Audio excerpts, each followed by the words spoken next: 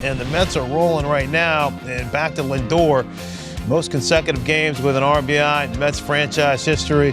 And Mike did it twice, 2099. Those were magical years for the Mets. Of course, you had the Subway Series in 2000. I was working here locally at WNBC in 98 when Piazza was traded to the Mets. And boy, we were all over doing live shots all day long when the superstar, Mr. Piazza, came into town. But Francisco Lindor is a superstar for the Mets now, and Cliff, year 2 in New York in the Big Apple, he's settled in here. Yeah, I think he's chilling a little bit now. I think when you get a 10-year 341, Jake, you try to go out there and do a little bit too much. Never look comfortable, never look relaxed, never looked like he was enjoying himself last year. We saw the thumbs down situation. We saw the fight with Jeff McNeil that, he kind of lied about, and it's like it didn't happen.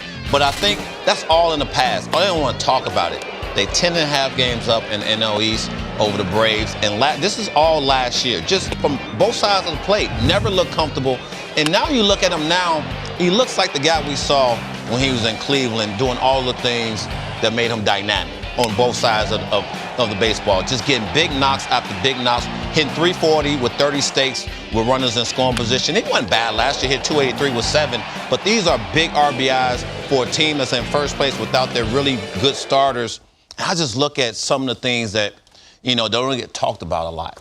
Like last year, he had 10 bags all of the whole year. He has 7 already. So little things that his game, in my opinion, made him a superstar, he's starting to do. He's starting to say, hey, now I know my shine. My shine is I know I'm a star.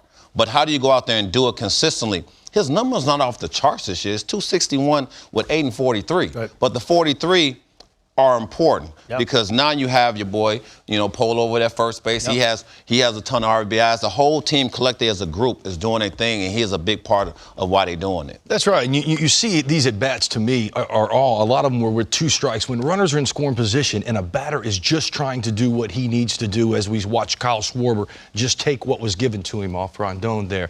You see that in Francisco Lindor. He is a dynamic doubles homer guy and can do that. But when a player really understands the situation and starts playing team baseball, that's what I'm seeing out of Francisco Lindor. I love that, Jake. I love that team baseball. Because when you sign for 10 for 341, it's like all eyes on me. It ain't all eyes on you. You got a whole slew of dudes that's ready for you to, just do your thing. And I think this year now he's just calm, cool, collect, and out there just balling. And also, too, first year, New York. And first year, by the way, he's facing National League pitching, exclusively for the most part because he had played in Cleveland. Right. So there's got to be an adjustment period as well. Friend, I asked a couple of guys about that. Like, when you go from league to league, does it really derail you a little bit?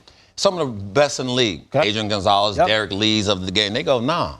Wow. And I thought so. Right. And they was like, just pitching's pitching. Okay.